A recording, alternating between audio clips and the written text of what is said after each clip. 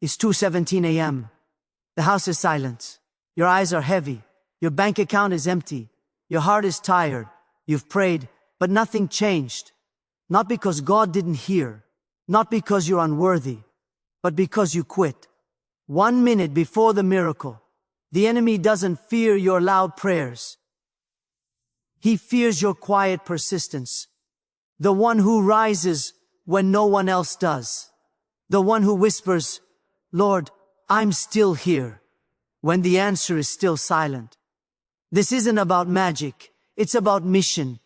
Your wealth isn't lost. It's waiting, but it won't come until you do. So if you're watching this right now, don't close this video. Don't turn away. Don't go back to bed. Get up, kneel, pray. Not because you feel it, because you know He's listening. This is your midnight. This is your moment. And if you stay, the dawn won't just break. It will roar. Start now. Wealth, in its purest spiritual form, is not merely currency, property, or possessions. It is a sacred trust, a divine allocation designed to advance purpose, sustain life, and expand influence beyond the self. Too often, society reduces wealth to a measure of personal success. How much one owns, how many cars one drives, or how large the bank balance appears. But when viewed through a higher lens, wealth becomes a spiritual instrument, a stewardship entrusted not for indulgence, but for impact. The moment we begin to see money as something we own, we invite bondage. But when we recognize it as something we are responsible for, we unlock its true power. Spiritual wealth is not measured in zeros on a statement, but in lives transformed. A child fed, a family housed, a dream funded, a community lifted. It is the seed that multiplies when sown in integrity, not hoarded in fear. Many live in scarcity not because they lack opportunity, but because they misunderstand the nature of provision. They believe abundance is a reward for hard work alone, when in truth it is often a response to aligned faith, disciplined stewardship, and surrendered authority. When prayer is disconnected from action, wealth remains dormant. When action is disconnected from purpose, wealth becomes a weight. But when prayer, purpose, and provision converge, when the heart is aligned with the calling to bless, wealth becomes a divine conduit. This is why so many who accumulate riches still feel empty. They have separated the gift from its giver. True spiritual wealth flows through generosity, not accumulation. It thrives in transparency, not secrecy. It grows in service, not status. The person who understands this does not beg for more. They steward what they have with boldness. They do not fear losing wealth. They fear misusing it. They do not pray for luxury. They pray for leverage. Leverage to heal, to educate, to restore. This is why the battle for financial freedom is not fought in boardrooms or markets alone. It is fought in the sanctuary of the soul. It is won when we replace the mindset of "I deserve more" with "I am entrusted with more." When we shift from ownership to stewardship, from consumption to contribution, from accumulation to alignment, then wealth ceases to be an idol and becomes an altar. It is no longer a symbol of personal achievement, but a testament to divine trust. And when that happens, wealth ceases to control us and begins to serve the higher calling for which it was always intended. Prayer is not a ritual, a polite request, or a last resort when all human options are exhausted. It is the most powerful, strategic, and authoritative weapon available to those who walk in faith. In the unseen realm, where principalities, powers, and spiritual forces of darkness operate, wealth, opportunity, health, and destiny are not governed by mere economics or effort alone. They are fiercely contested, and the battlefield is not found in boardrooms or stock exchanges, but in the quiet, intimate spaces where the soul bows before the throne. Midnight prayer is not about volume or eloquence. It is about authority. It is the cry of someone who has stopped pleading and started commanding. It is the declaration that though circumstances scream no, the Spirit knows yes. When the world sleeps, the warrior rises, not to escape pain, but to engage it. Prayer is the sword that cuts through the fog of delay, the chains of generational lack, the invisible barriers that block provision. It is not passive waiting, it is active warfare. It is the faithful taking ground that has been occupied by despair, doubt, and deception. Every time you pray with conviction, you are not merely asking God to act, you are aligning your spirit with His will and activating His promises. You are declaring in the face of silence that you believe He is still God, that He still hears, that He still moves, and that His word does not return void. This is why many remain stuck, not because God is distant, but because they have surrendered their weapon. They have traded prayer for panic, faith for frantic activity, authority for appeasement. But the faithful know when you pray with clarity, persistence, and holy boldness, you disrupt the enemy's agenda. You break the spirit of poverty that whispers, "You'll never rise." You silence the voice of shame that says, "You don't deserve this." You dismantle the systems of delay that have kept you in the wilderness for too long.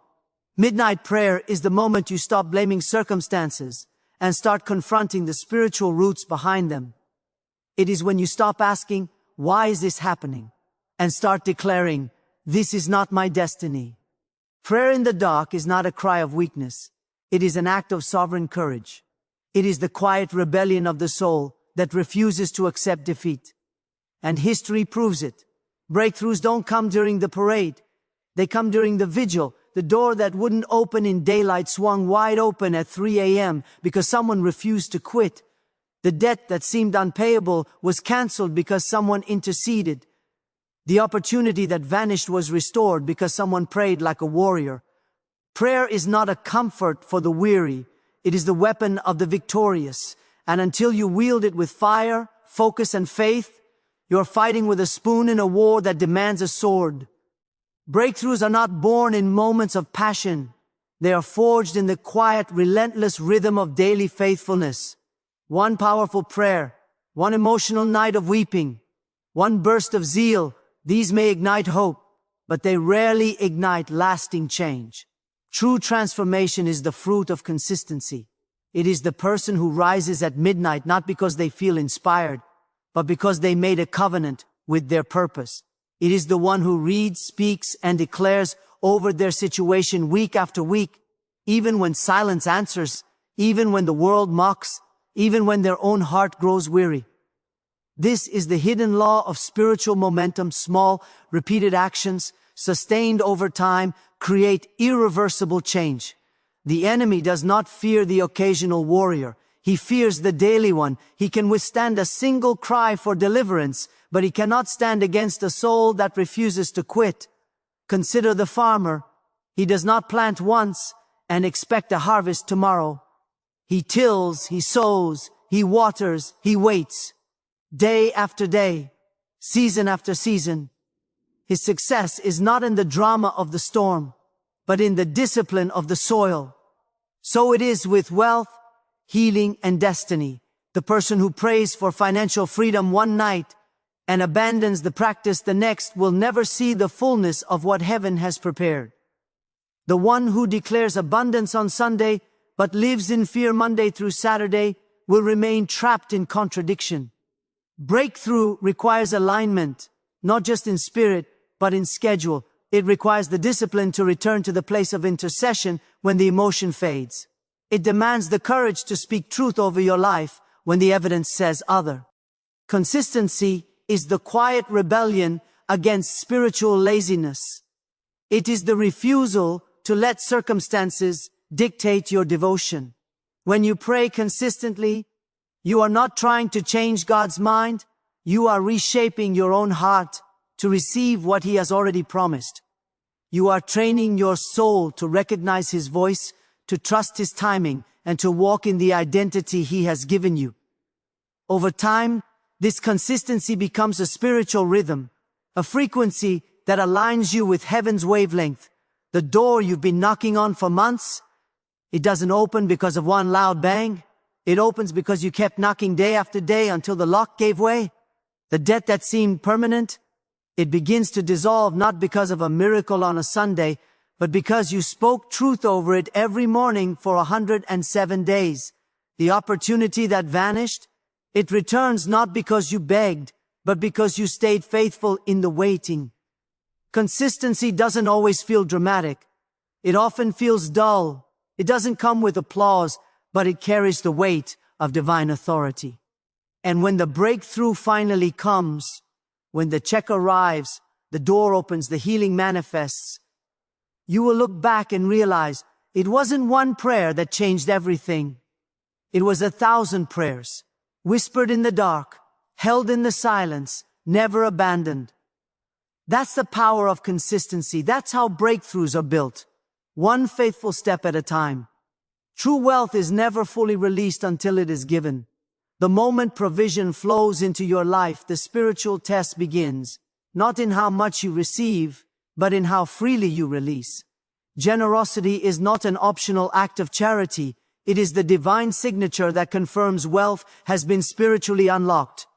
When money, resources, or opportunity enter your life as a result of prayer, persistence, or divine intervention, they are not meant to be stored, they are meant to be streamed.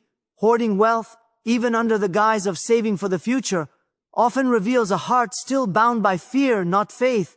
It signals that the soul has not fully embraced its role as a steward, but still identifies as a possessor. True spiritual prosperity is measured not by what you accumulate, but by what you activate. The person who receives a breakthrough, a promotion, an inheritance, an unexpected windfall, and immediately uses it to bless others, to clear someone else's debt, to fund a dream, to feed the hungry, demonstrates that the spiritual barrier has been broken. Generosity is the proof that the enemy's lie, "You must hold on to everything to survive," has been defeated. It is the act that confirms you no longer live under the spirit of scarcity, but under the authority of abundance. When you give, you are not losing wealth. You are releasing its divine momentum. Like a river that stagnates when dammed, wealth loses its spiritual flow when withheld. But when it moves, when it is sown into lives, into causes, into kingdom work, it returns multiplied, not because of law, but because of covenant. The Bible teaches that God loves a cheerful giver, not because he needs your money, but because your giving reveals your heart's alignment. Are you giving out of obligation? Then you are still under pressure. Are you giving out of overflow? Then you are truly free. Generosity is also a prophetic declaration. I am not afraid of tomorrow because I trust the source of my provision. It is an act of worship that says, what I have is not mine to keep, it is mine to carry. The most powerful testimonies of financial breakthrough are not the ones where someone bought a new car, but the ones where they paid off a neighbor's medical bill, funded a young entrepreneur, or opened a door for someone who had none. That is the fingerprint of heaven. When wealth is released with joy, it becomes a covenant chain, connecting you to others, multiplying impact, and drawing divine favor deeper into your life. Generosity is not the end of wealth.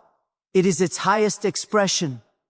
And the one who learns to give well will never lack again, because their hands are open, and heaven always flows to open hands.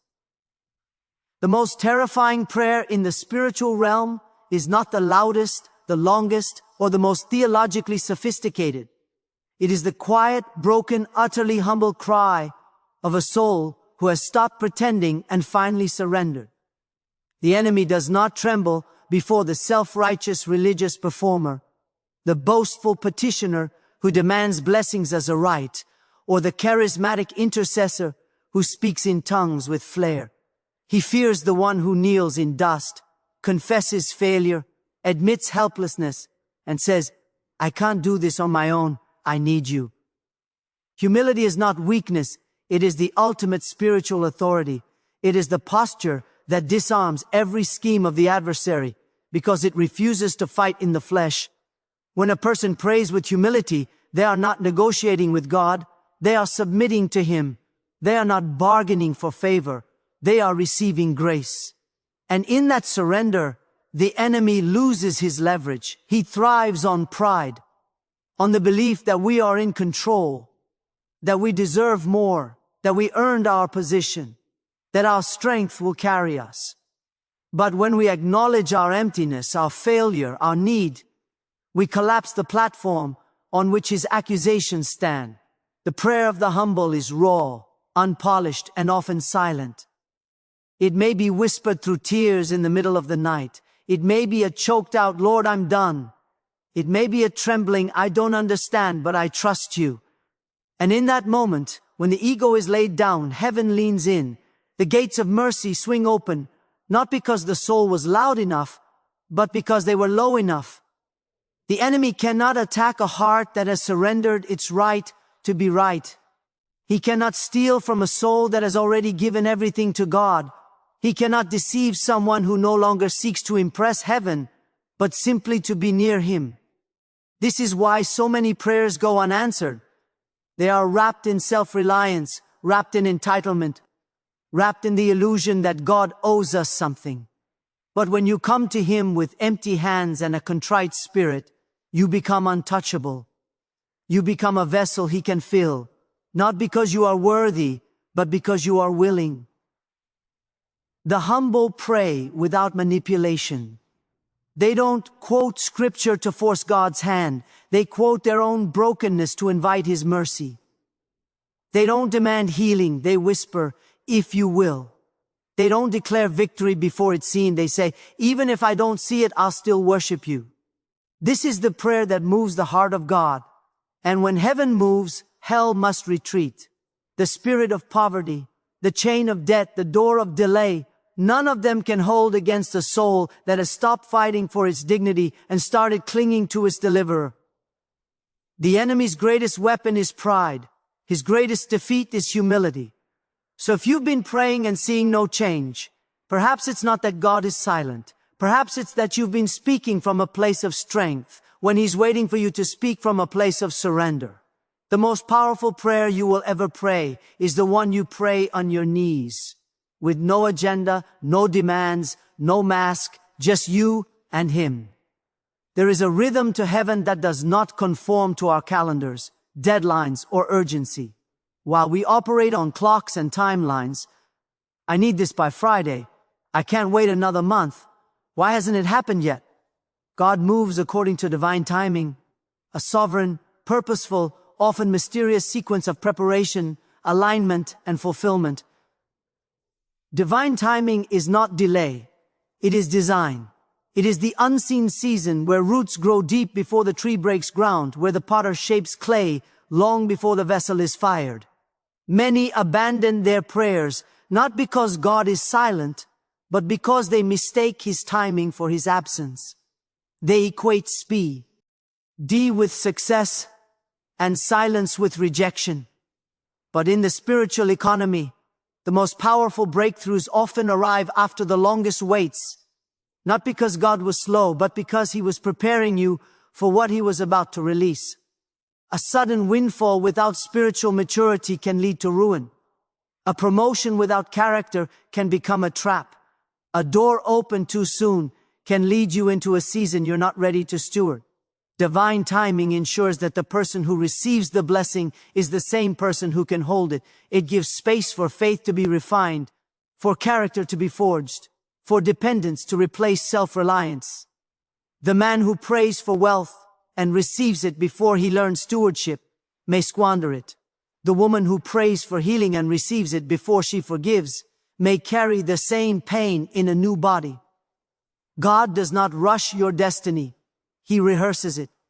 Midnight prayer is not about forcing God's hand. It is about aligning your heart with His calendar.